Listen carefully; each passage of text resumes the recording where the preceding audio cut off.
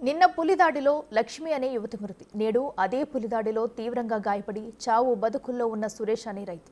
November, December నెలలో వస్తే చాలు కొమరం భీం జిల్లా వాసులకు చలుపులతో పాటు పులిగిలి తప్పద. ప్రాణాలు అరిచేతబట్టి బిక్కుబిక్కుమనాల్సిందేనా? ఈ టైగర్ టెర్రర్కి విరుగుడేంటి? ప్రాణం పోతే తలకు 10 లక్షలు ఇస్తే సరిపోతుందా? అధికారులు నిలదీస్తున్న బాధితుల ప్రశ్నకు సమాధానం ఏది?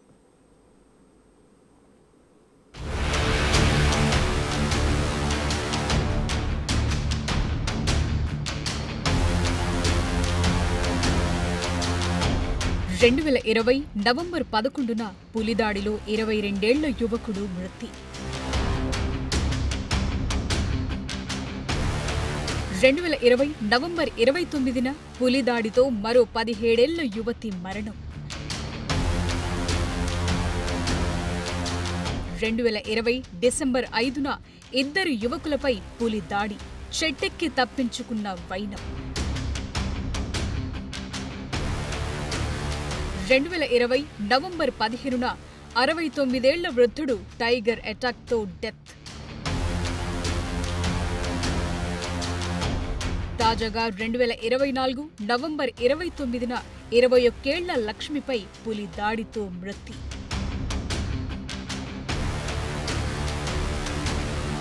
2024 నవంబర్ 30న సురేష్ అనే రైతుపై పులి దాడి. కొమరం భీం జిల్లాలో కొనసాగుతోన్న పులి జూదం తాలూకు లెక్కలివి. ఎప్పుడూ ఏదో ఒక పులి తాలూకు అలజడి.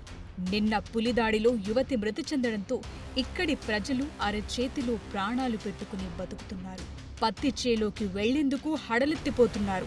ఇప్పటికీ కాగజ్ నగర్ పరిసర గ్రామాలైన నజ్రుల్ నగర్, అనుగూడ, గన్నారం, కడంబ, అరెగూడ, బాబూనగర్ గ్రామాల్లో అటవీశాఖ అధికారులు సెక్షన్ 144 విధించారు.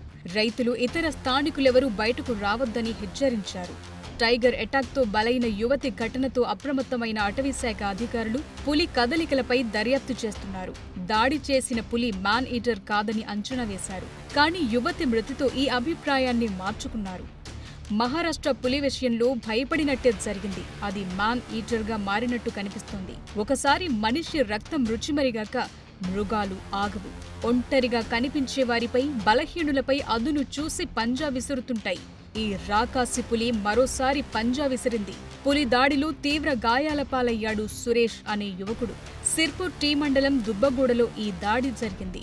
తీవ్రంగా గాయపడిన ఇతన్ని ఆసుపత్రికి తరలించి చికిత్స అందిస్తున్నారు. నవంబర్, డిసెంబర్ మాసాలొచ్చాయంటే చాలు ఈ ప్రాంతంలో ఒకటి చలిపులి, 2 పులిగిలితో గజగజలాడాల్సిన పరిస్థితి.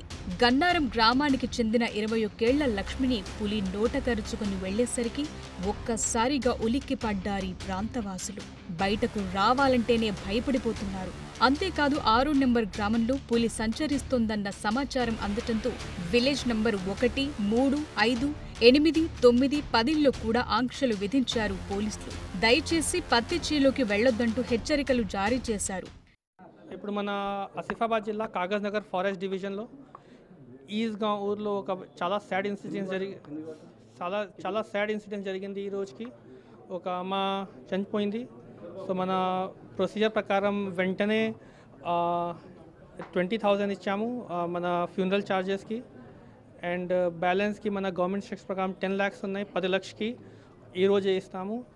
అండ్ వాళ్ళ అమ్మ అండ్ వాళ్ళ ఫ్యామిలీ వేరే డిమాండ్స్ కూడా ఇచ్చారు. అది డిమాండ్స్ కూడా నేను వెంటనే గవర్నమెంట్కి పంపిస్తాను.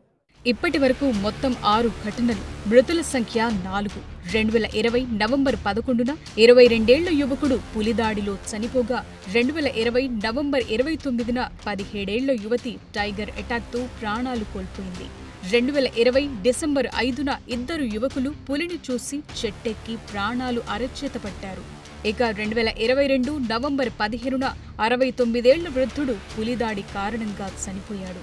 నిన్న నవంబర్ 29న 21 ఏళ్ల లక్ష్మి పులిదాడితో చనిపోవటంతో ఠారెత్తిపోతున్నారీ ప్రాంతవాసులు. ఇవాళ కూడా పులి తన పంజా విసిరి సురేష్ అనే రైతుపై దాడి చేయటంతో టైగర్ టెర్రర్తో హడలెత్తిపోతున్నారీ ప్రాంతవాసులు. అసలు పులి ఎలా వచ్చింది, ఎక్కడ్నుంచొచ్చింది, ఎన్నాళ్లుగా తిరుగుతోంది, ఈ మధ్య ఎవరికైనా కనిపించిందా అనే విషయాలపై అటవీ అధికారులు ప్రాథమికంగా ఓ స్పష్టతకొచ్చారు. ఈ పులి మహారాష్ట్ర అడవుల నుంచి వచ్చిందని భావిస్తున్నారు. ఇది మగపులని పాదముద్రల ఆధారంగా ఈ పులి వయస్సు 3 ఏళ్ల వరకు ఉండొచ్చన్న అంచనాకొచ్చారు. పులిని బంధించే విషయంపై అటవీ సిబ్బంది తీవ్ర యత్నాలు చేస్తున్నారు. కొమురం భీం జిల్లా కాగజ్ నగర్ మండలం అరిగూడలు స్థానికులకు పులి కనిపించిందన్న వార్త గుప్పమనటంతో ఈ ప్రాంతవాసులు భయంతో వణికిపోతున్నారు. డ్రోన్ల ద్వారా పులి కోసం అన్వేషిస్తున్నారు అటవీ శాఖ అధికారులు. ఎంత సర్చ్ ఆపరేషన్ చేస్తున్నా పులి ఆచూకీ అంతుచిక్కటం లేదు. పంట పొలాలను పత్తి చేలను జల్లెడపడుతున్నా ఎంతకీ పులి జాడ కనిపించటం లేదు. స్థానికులకు పులిపై ఒక అవగాహన కల్పిస్తున్నారు అధికారులు. పులికి ఎట్టి పరిస్థితుల్లోనూ ఎదురెళ్లొద్దని హెచ్చరిస్తున్నారు. పత్తి చేలోకి అసలే వెళ్లొద్దని వార్న్ చేస్తున్నారు. ఆగని పులి ఆగడాలతో ఇళ్లల్లో ఉన్న బిక్కుబిక్కుమనాల్సిన దుస్థితి రాజ్యమేలుతోంది ఈ ప్రాంతంలో.